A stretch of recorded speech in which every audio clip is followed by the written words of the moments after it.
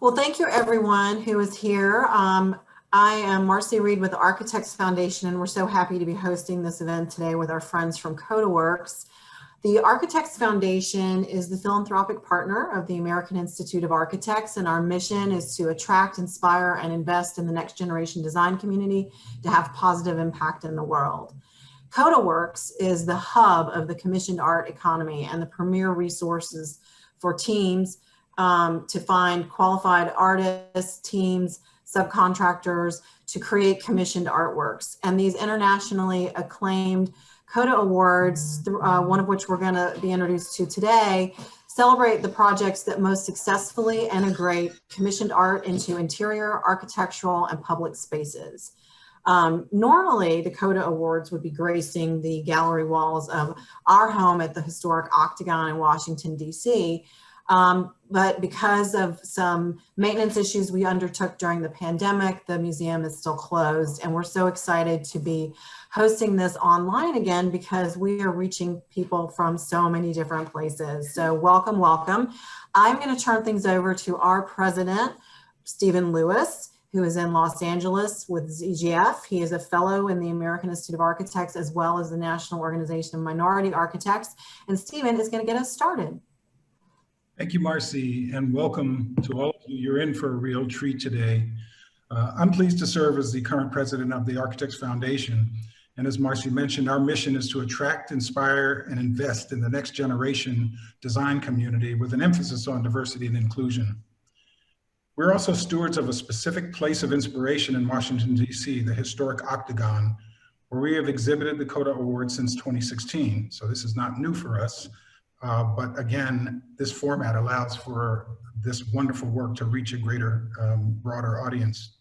So, we hope that today's panel discussion will lead to strategies for uplifting the I Was Here project to reshape the American Commemorative Landscape, simultaneously creating memorials and a visual of the seminal role enslaved Africans played in the foundation of American wealth and power, something that's getting a lot of exposure, the histories through programs like Eyes on the Prize and other avenues that are really sort of proliferating the airwaves, are opportunities for all of us, even those of us who are Black and have had that lived experience, to really learn about these things that, as you will hear us talk about in reference, have been parallel histories hidden in plain sight. We're also glad to launch this conversation. I Was Here is so inspirational and provocative. This team has really created something special. We hope today's panel discussion will lead to, to these strategies to really allow this message to be carried by you all with some real excitement. Moderating today's session is Marshall Fields, who I've gotten to meet and know a little bit through our preparation for today. And Marshall is a wonderful, wonderful human being, and he will be an incredible moderator for this great group of panelists who have assembled. Marshall spent the last 20 years working in learning and development. His background includes instructional design, communication brokerage, work as a managing columnist, a magazine columnist rather, a podcast host, and community liaison for I Was Here. He's a graduate of Spencerian College with a degree in electrical engineering. He holds certifications from the ASTD, Blended Learning, Langevin, Curriculum Development and Design, and Professional Life Coaching certification from Transformational Academy. Believing that communication is the #1 vehicle to end systemic racism, his mantra is, quote, "We can change your world by changing how you talk to it," unquote. It is this belief that drives all of his engagements, including the development of a self-paced online anti-racism course.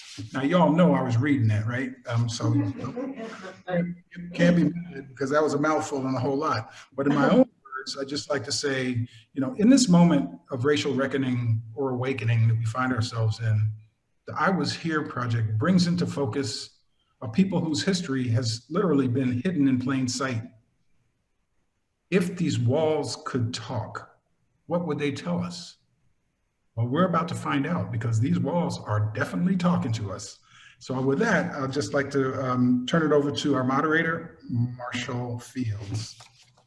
Thank you so much, Stephen. I appreciate that introduction. And still, there's somehow enough room for everyone else in here with my head. as it's flown. I appreciate that. But moreover, we as a team want to thank CODAworx and the Architects Foundation. In this presentation, we will take you through the history of this project, what we're doing now and what's to come.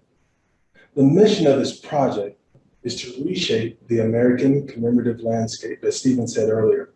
And we see architects as natural partners.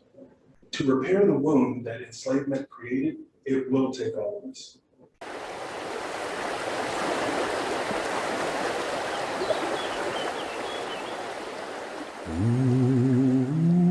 I've known rivers.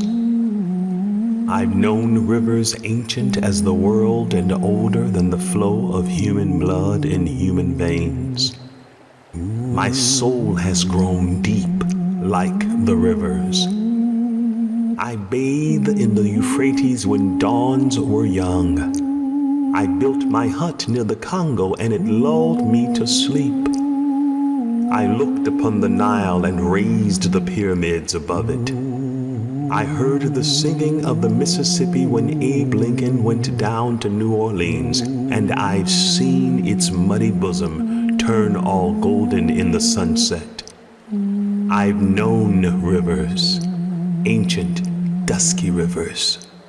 My soul has grown deep like the rivers.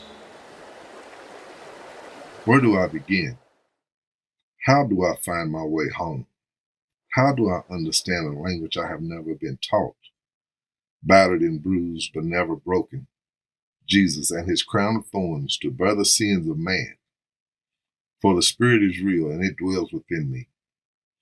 I have no fear of you ever leaving me. Lord, what will you have me do?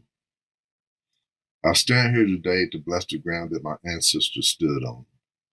Like sheep to the slaughter, their blood, sweat, and tears, the ground where they stood and cried, I stand in this brokenness. I am calling your name.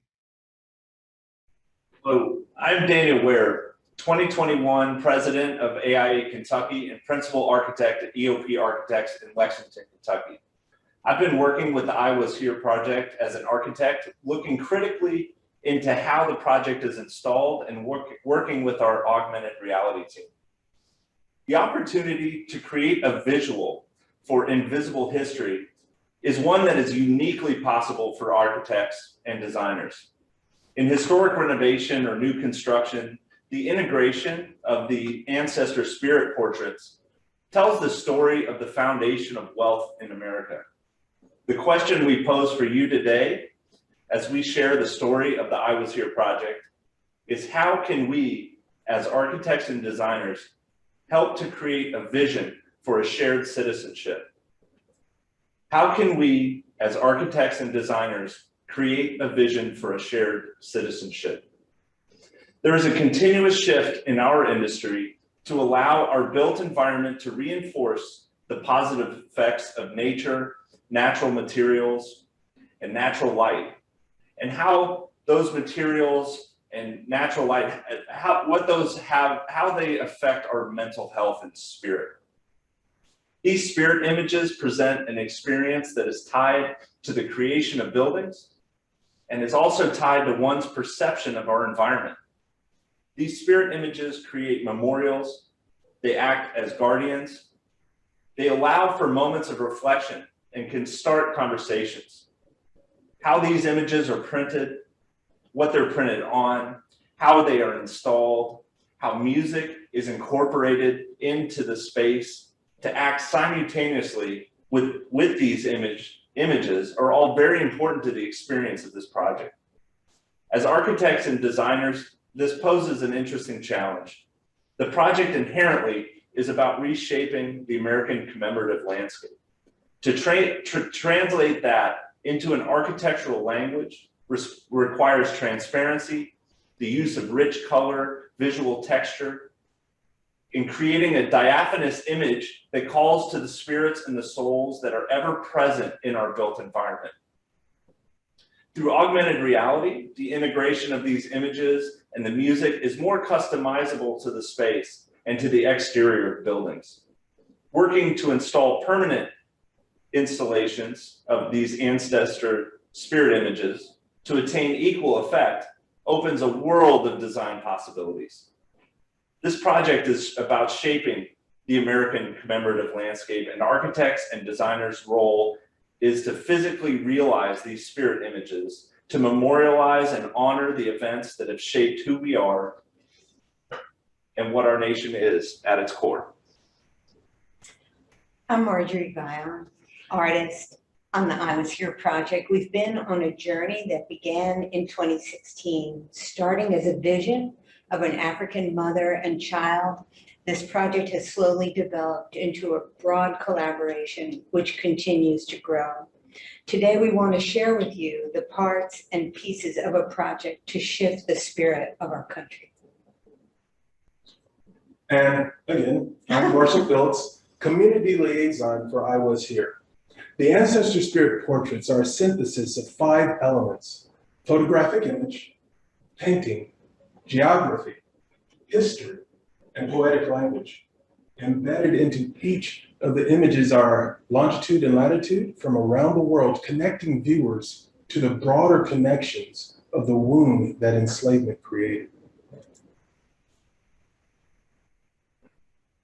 Greetings, ladies and gentlemen. My name is Dr. Michael Priestley, and I serve as the music director producer for the project. As a professional singer teacher, I provide a voice for the Ancestor Spirit portraits with the integration of spoken word, hymns, lullabies, and anthems. The soundscape for the I Was Here project is intended to inspire a connection to the humanity, to the power, the beauty, the wholeness, and the dignity of a people who were the people who are.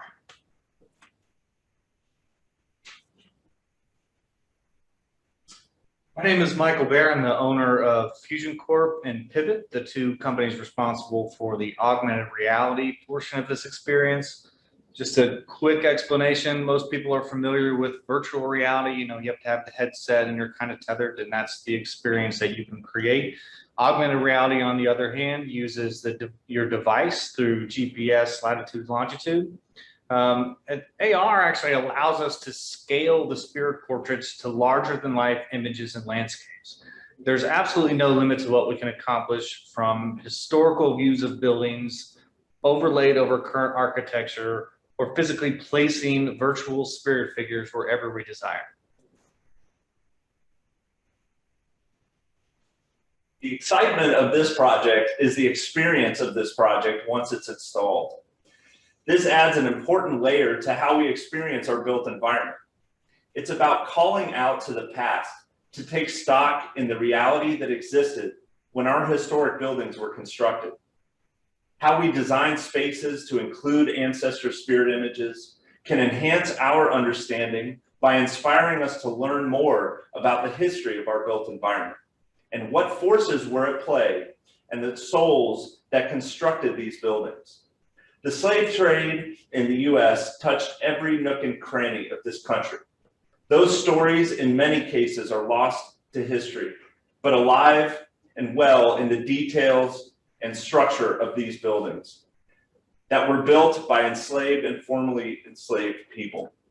The application and location of the ancestor spirit images has a profound impact on our pedestrian experience as we navigate our cities and our lives. Some results of the project. Individuals have said, I feel safe. I am welcomed in this space. I can enter this space. You cannot force a genuine welcome, but you can feel it. You cannot change the past, but you can build a new visual memory of what a place means.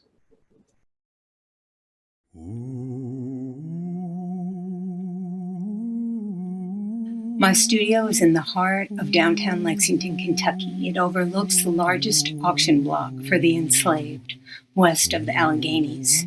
The project began November 9th, 2016. I had spent a good part of the night before talking with my daughter about America. The next day, the daughter of another mother came up to my studio to talk about America. How could we shift the spirit of the country? I've spent my life as an artist. I believe in the muscular and sacred power of art. As I listened to this daughter, I looked out the window over her shoulder. As clear as day, I had a vision of an African mother and child appearing and disappearing. I told her what I saw. She brought her little boy to the studio. The project began with a mother and child. That vision quickly became a broader, deeper, bigger portrait of the human family.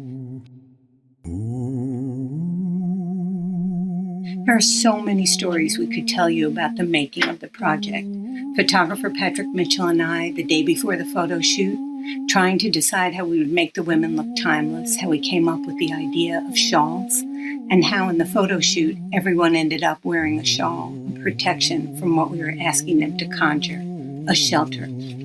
Contemporary African Americans became a living embodiment of those who had come before them. From this photo shoot were born 21 ancestor spirit portraits. Initially installed as translucent tapestries in windows of public spaces, they create a visual for an invisible history. Memorial, guardian, unnamed, unknown, powerful, and holy. Through longitude and latitude embodied into the images, the project is a geography and history lesson. But in the end, it is a spirit project, an iconography of beauty, dignity, and grace in historically significant public space. The project is a synthesis of what is known and what will never be known, what is lost forever. This combination acts to revoke a mythology created to keep a broken citizenship in place.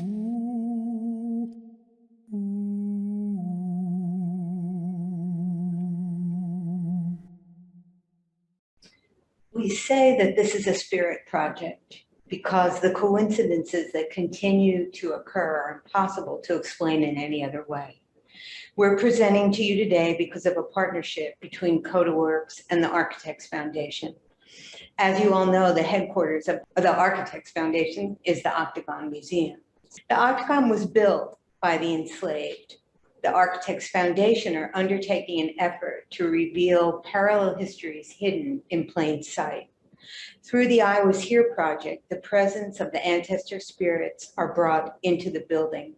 Michael, can you talk about how AR can be used on exterior space? Yeah, with the technology we have available to the I Was Here project, we're able to use image recognition and AR, latitude, longitude paired with the GPS on a device through the application. We can literally cover entire buildings, which allow us to engage in exact locations of the historical events or buildings and tell a very significant story. There's a stigma that the people who were enslaved were solely farmers and laborers. The truth is that many of those who were enslaved were sought because of their expert ability as builders and designers. This is the facade of the Octagon building in Washington, D.C. This was built by John Taylor II. Taylor built his house at the suggestion of George Washington. Taylor was a slave owner who owned hundreds of people, and 12 to 18 of those enslaved people worked here at the Octagon.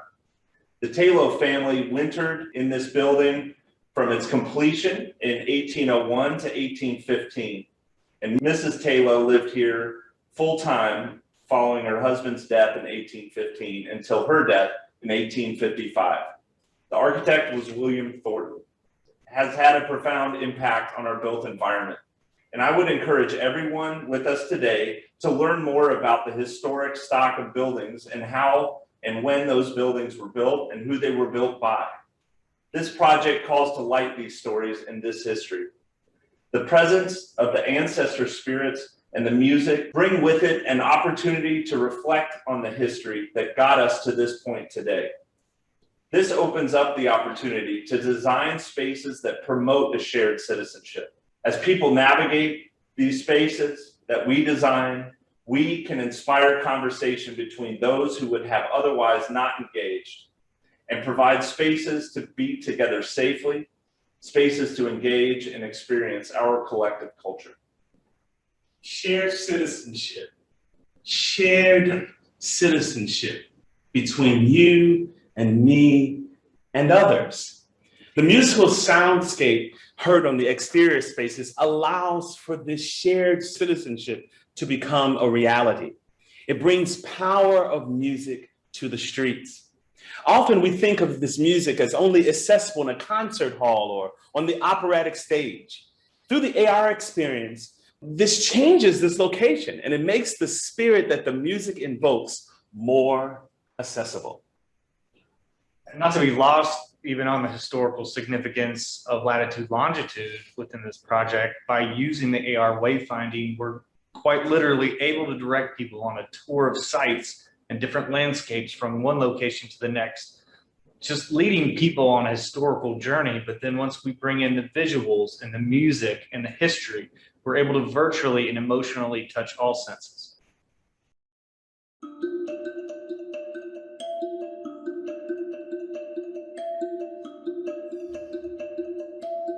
Hi, my name is Patrick Mitchell. I'm the photographer with I Was Here. And when I was approached for the project with the idea that ancestral spirit images would be surrounding the courthouse on Cheapside, where people were bought and sold, it was phenomenal. And I just knew it was going to be a healing to souls who were bought and sold, who lived through that trauma, and who know about it today.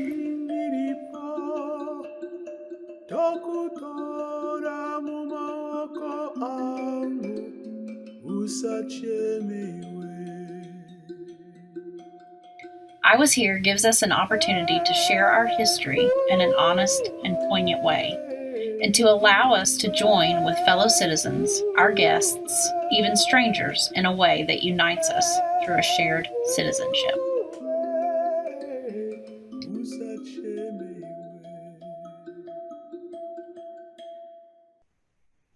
We're working with a small history museum called the Dyckman Farmhouse in Inwood, New York City. Enslaved Africans worked the land and in the house. This is an aerial view of the Dyckman. It's verdant in an urban streetscape. Seen from above like this, when I first saw it, it looks like Eden. You can still feel the hands that work the land. We've designed an augmented reality walking tour along with an accompanying soundscape for the neighborhood of Inwood, creating a visual for this hidden history shown on a small scale who really built this country. So the slide that you're looking at right now is an actual historical African burial ground. And with the simple image recognition of the side of the building and the latitude, longitude, we can tell the historical background of an area and use this as an educational and spiritual experience, giving a voice to something that once was. These are the Dyckman houses in Inwood. There is a national importance to educate citizens about the spiritual geography of their city. The truth of our history is not inherently divisive, but rather how our hearts interpret the facts that we are given access to. The building of our united future will require honest masonry, eyes willing to see and hands willing to touch the bricks. This is true in the East, West, South, and in the North. This is the side of an auto parts store in Inwood. It is also a memorial site. Hush-a-bye, don't you cry, go to sleepy little baby. When you wake, you shall have all the pretty little horses. The commemorative landscape of this country is more than what we can see with our eyes. It is what can be heard with the ear and felt with the heart. We tap into higher levels of empathy by using music that integrates different musical genres, religious backgrounds, and cultural backgrounds. We have a Zimbabwean lullaby. We provide an integrated national anthem, which is integrated with the national anthem, Star Spangled Banner, and the Black national anthem as well, as music that rests in the water. We gave a presentation of the project that was sponsored by the Kentucky Arts Council and the Kentucky Historical Society. And we stressed that the project, although it appears to be an art project, is really a spirit project. The first call we received after that presentation was from Sister Eleanor Craig. Turns out that the Jesuits brought enslaved people with them when they came to Kentucky. The Sisters of Loretto will be holding a sanctification ceremony in November, bringing the project to their mother house in Springfield, Kentucky. The Dominican nuns are utilizing the project as a keynote in their 200-year celebration in 2022. One of the fundamental ideas of this project is to bring the arts and humanities out of the museum, out of the gallery, and onto the streets where the public gathers. The role of water is key. Just as waterways were used to deliver many souls into bondage, they can now be a place of remembrance that delivers us from a past into a joint future. We would like to bring this project to the waterfronts across the country, accompanied by a soundscape of African lullaby and hymn. When asked to create the soundscape, I contacted members of my group Virtuosity. As mentioned before, the sound consists of many styles and genres of music.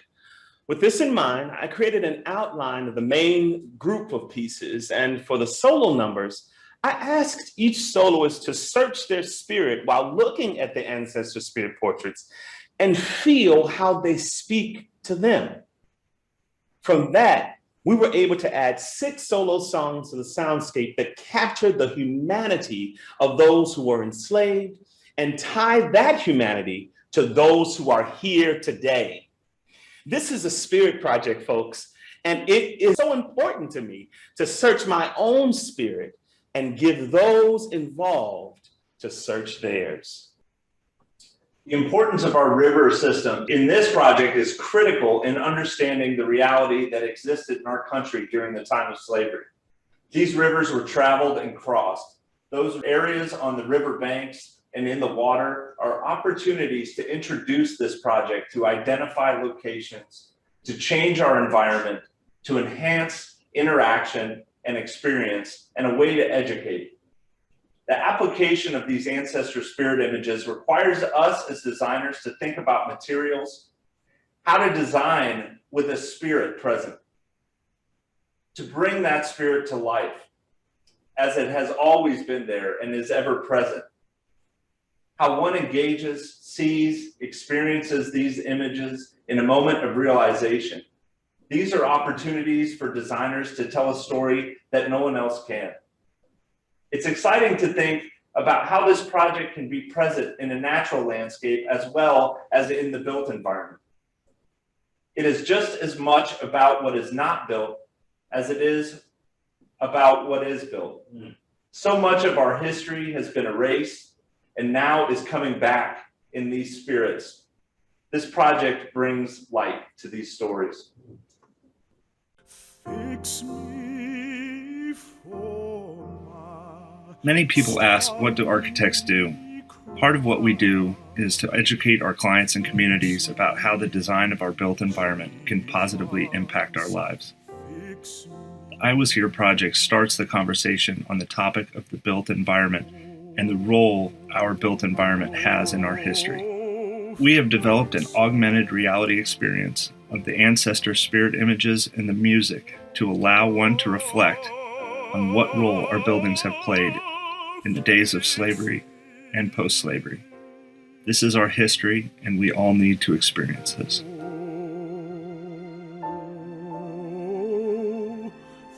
fix me, Lord.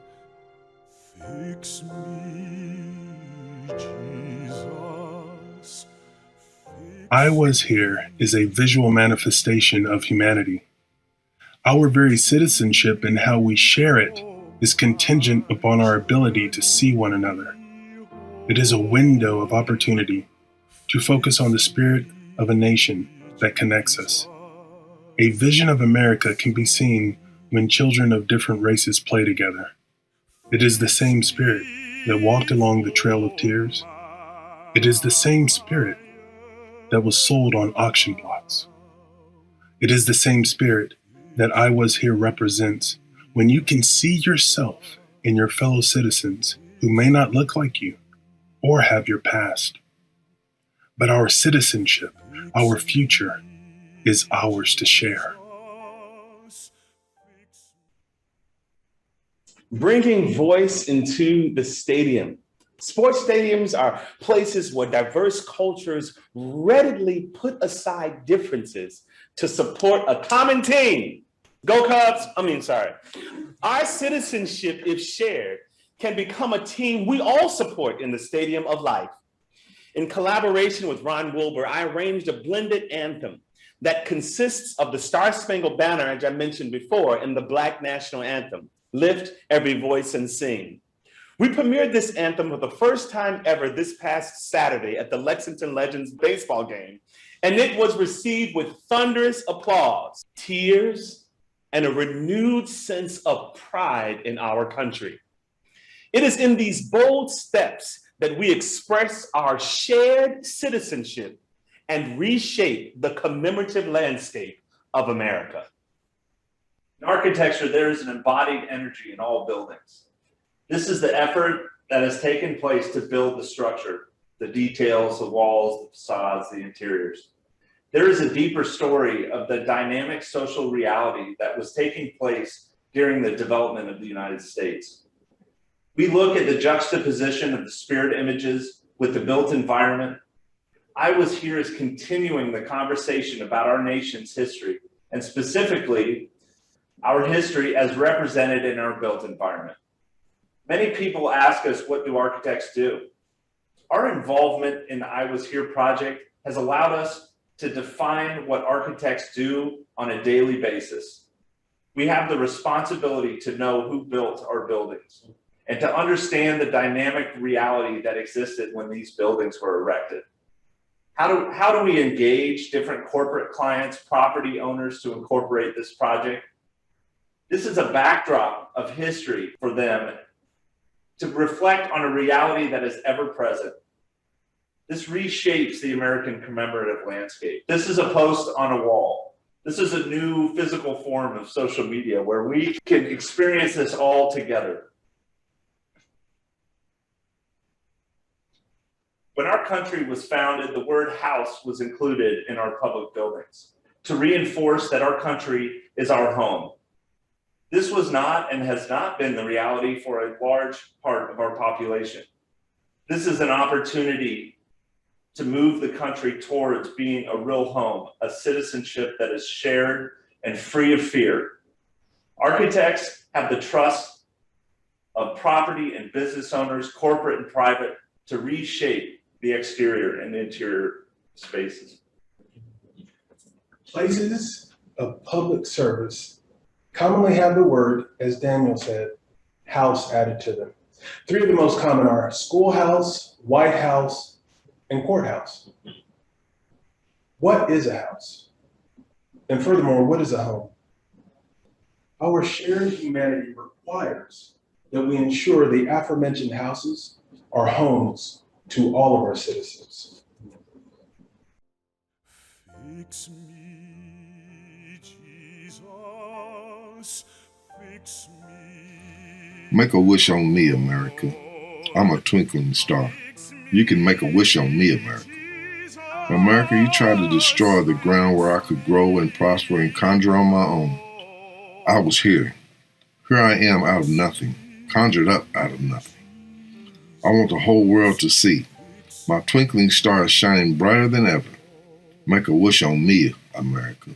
Protect me from the evil that tries to extinguish my light. See me shine. America, you try to destroy the very essence that makes me who I am. But here I am out of nothing. I was here. Make a wish on me, America.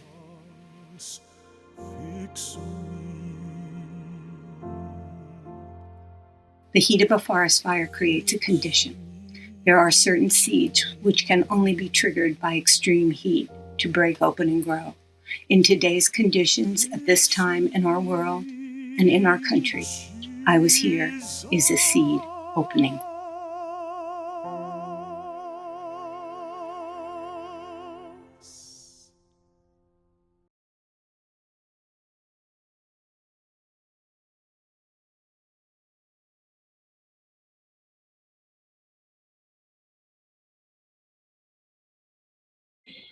Buried in the birth of our nation is the brokenness of our citizenship. I've spent my life as an exhibition artist. I've been commissioned by captains of the industry to create. What occurred to me was, is it not truly my job to bring layered meaning into public space, to speak directly to people who would never enter a museum, a gallery, or a university? I am calling your name is a key refrain in Barry Burton's prayer, written for the project. When I saw the African mother and child appearing and disappearing in the windows, I heard my name being called. Marshall, what brought you into the project?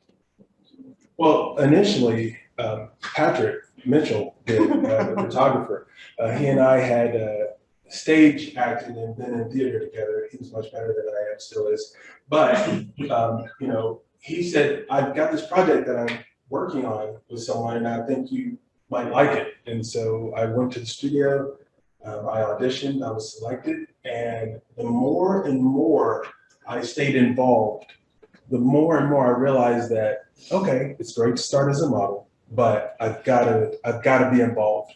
Having had an experience as an instructional designer and, you know, knowing how adult learning carries so many communication and learning barriers with it, having to teach and discuss a topic such as enslavement, systemic racism, many of the things that we know carry a heavy weight of stress, guilt, a lot of negative emotions around them. Those are extreme barriers to learning. And so when I saw this project, I saw something, and I still do, that is beautiful. And it amplifies the very thing that we fight for instead of amplifying what we're fighting against. And that's why I had to be a part of it. And so that's my story. Daniel, I'd like to know what brought you in. Well, how I became involved in the project was through augmented reality. I'm a partner at an architecture firm here in Lexington, Kentucky, and I had met Marjorie, I think buying a bagel at one of our local stores, and we started talking about the project, and it keyed in, oh, how do we put one of the ancestor spirit images on the entire side of a skyscraper downtown Lexington? And as we started to crack that nut, so to speak, I started learning about the history of our buildings and the role that they played in the slave trade in downtown Lexington. I live downtown, I work downtown, and I walk past these buildings every day with my kids and my wife, not knowing the horrible reality that existed for so many around these sites hundreds of years ago. And as a designer of buildings and urban spaces for people to come together and enjoy life, I feel that it's crucial to unpack this reality, to take stock in the fact that the dynamic that existed during slavery and how that reality, specifically in Lexington, has directly resulted in the reality that we live in today. We are working as designers to bring people together. And this project, I saw this project as a very important step in this evolution. People seem to avoid just calling it like it is and to consciously work to improve our collective experience. And we see this regularly in Lexington, in the conscious decisions that were made to make our city cater to vehicular transportation, to expand and develop away from the downtown. Well, now as we move back downtown, we are faced with the truth of the city's history with slavery. This is why I'm so privileged to be a part of this project, and we'll continuously look for opportunities to reinforce the idea of shared citizenship and togetherness. And architecture and urban design can do this, and that's why it's really so exciting to be a part of this.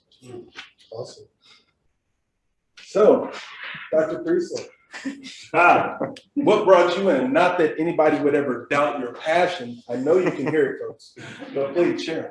Well, you know, I was invited. My wife actually was introduced to I Was Here well before I was. No pun intended. And she invited me to a project that, I'm sorry, an opening, a launch in Winchester, Kentucky. And when I walked in, I saw all of these ancestor spirit portraits in the lobby.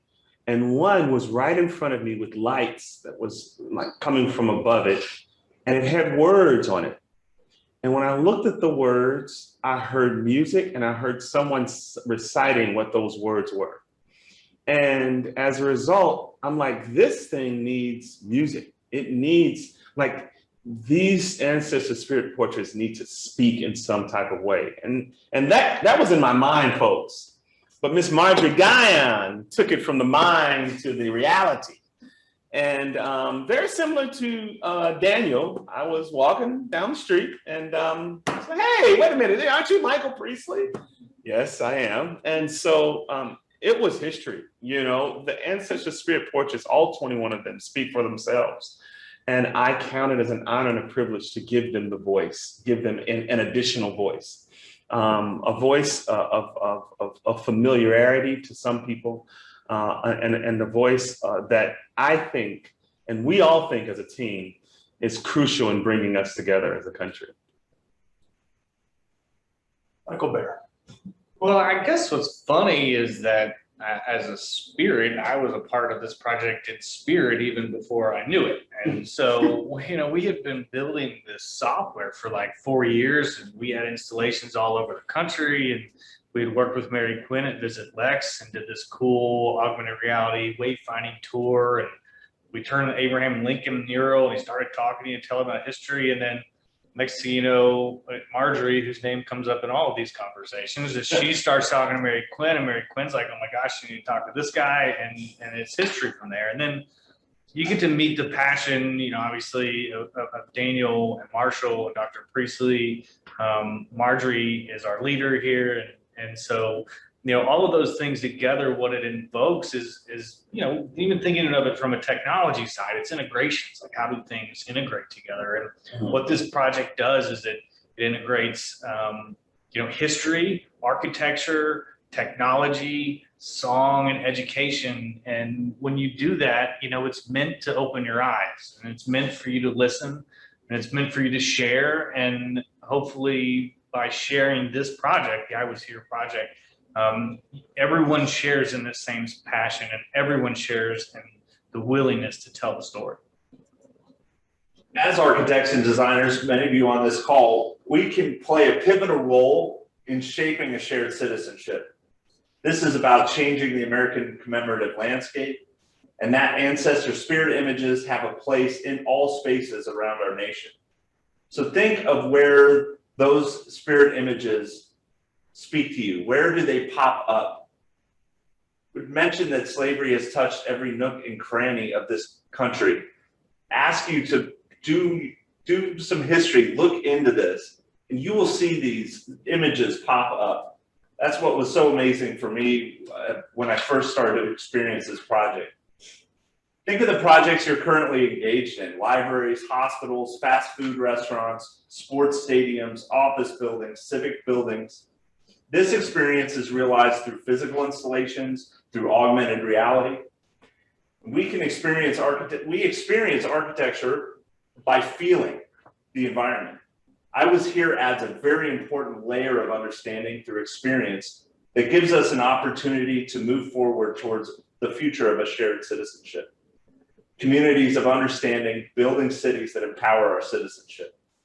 And if you look, you will see it. So what you see here are sponsored logos, but what you don't see are the relationships that we've been able to develop with organizations and businesses and people who are passionately devoted to shifting the spirit in our country.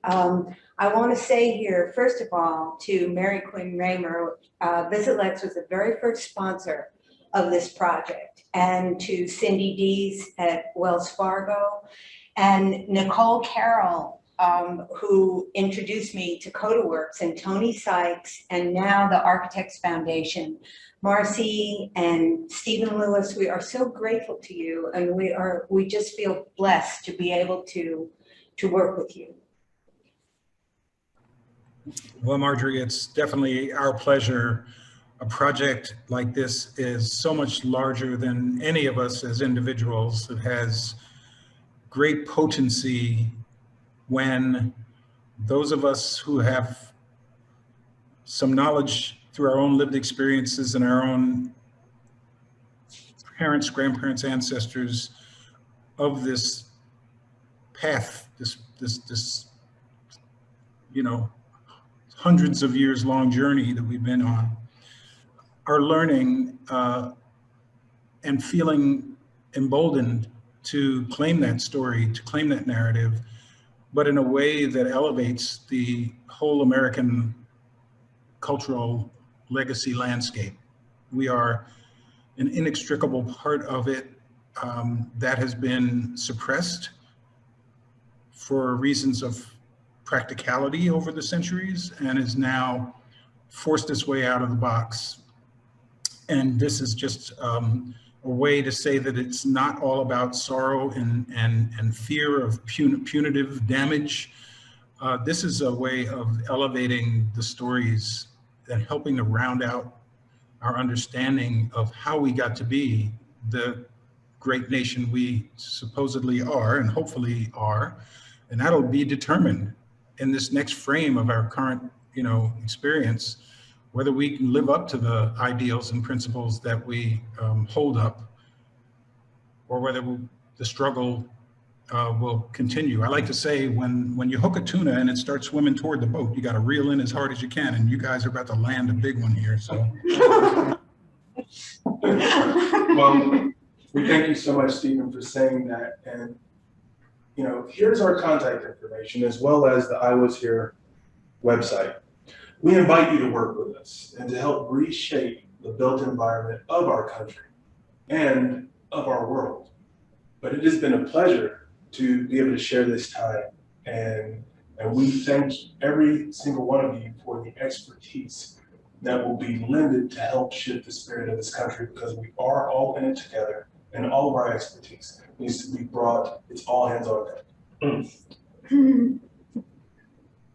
I'm Amanda Malloy with the Architects Foundation. Before we go into questions, I know that some people might be hopping off, so I wanted to give a plug about the exhibition and also do our giveaway. So this event is part of our CODAworx exhibition, which will be online through September. Unfortunately, it's totally virtual this year because of the COVID pandemic. The images that you saw at the Octagon were just a mock-up, but we hope to have it in person one day, the I Was Here project.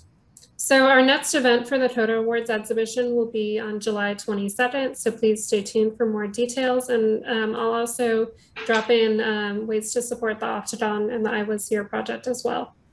And so without further ado, I'm going to be doing the giveaway, which will be for a commemorative poster. And so the winner of that is Rachel Saban. Congratulations, Rachel. The second lucky winner is Joyce Morton. Congratulations, Joyce. All right, so question time. The first question that we got is, Marshall, how can people learn about the self-paced anti-racism course that you mentioned? Absolutely. You can go to pchatp.com. That's www.pchatp.com. And then you'll see a big red button that says Freedom from Racism. pchatp.com. Click that button. Sure. Click the big red button. It's an important button. It's a very important button.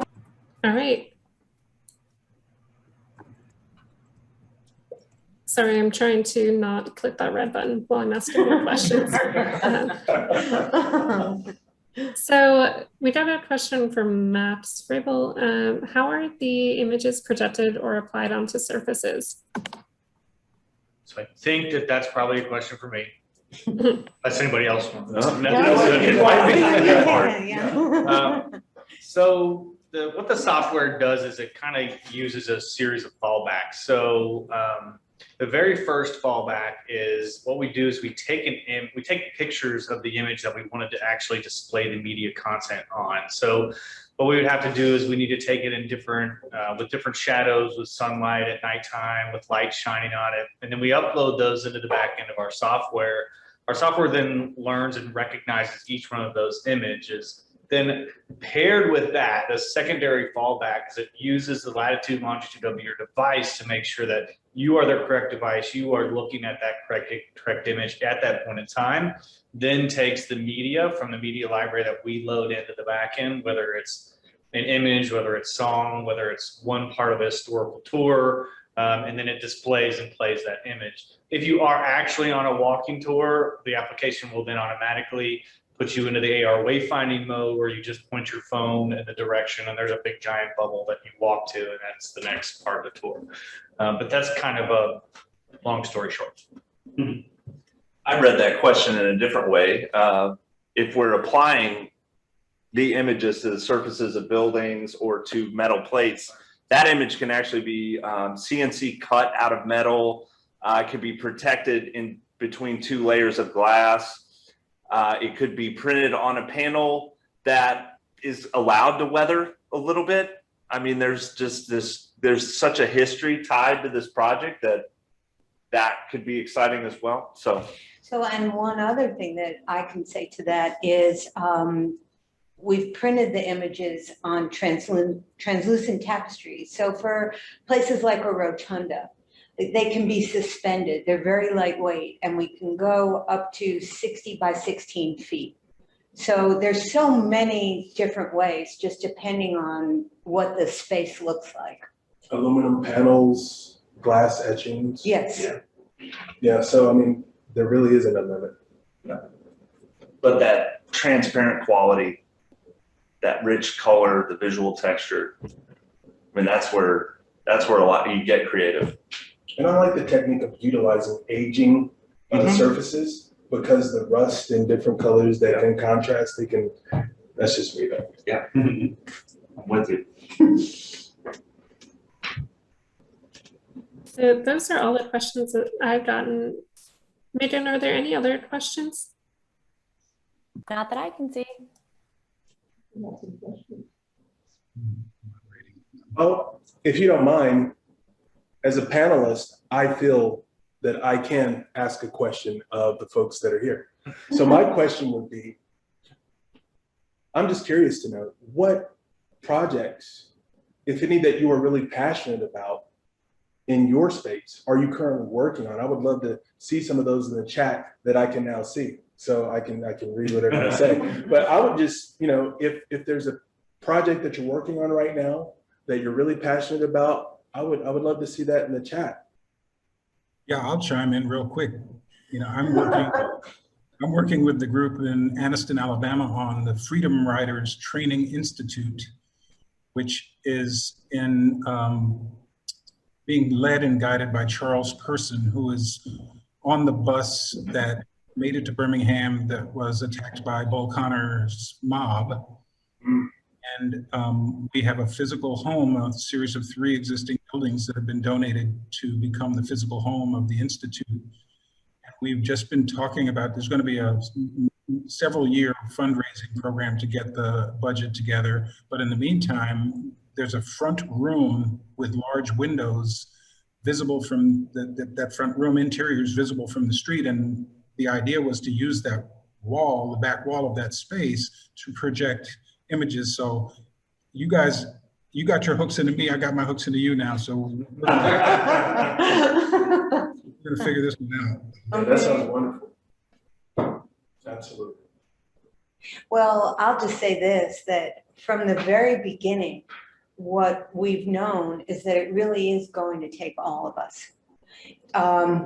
I mean, I had the vision of the mother and the child, but of myself, I'm just a tiny little part of it. And so what we see, like whoever said it, this is an all hands on deck time in America. And it is really going to take all of us to, it's like, we have to tilt the world back on its axis. So it's a muscular job, and it's going to take everybody. We've gotten one last question. Diane asked, do you have plans to celebrate the achievements of African Americans in the arts and sciences to follow up on this great project? I think that's a great question. When I think about celebrating them, I think two forms of celebration. There's one where we have a ceremony. And so we have had sanctification ceremonies as a part of the opening of some of the kickoffs that we've done with this project in different places. But I think of the other form of celebration is how we make sure to incorporate different spaces and give access and give a voice to the project. You know, there's nothing better than celebrating with success, and the success in reaching people with information that they need to see, that they need to be empowered with, so that we can establish and move forward the vision of the project. You know, I think that in and of itself is a celebration. Well said. So we've reached 1 after the hour, and I know that that's past our time. So thank you all for joining us. This was an amazing and incredible panel. This recording will be sent out to everyone who registered, so please be on the lookout for that, and have a wonderful evening. Oh, real quick, and for those of you who did donate, we certainly appreciate it on behalf of both of our organizations. And for those who perhaps enjoyed this and haven't yet, you know what to do. Oh, thank you. Thank you all. Thank you. Thank you.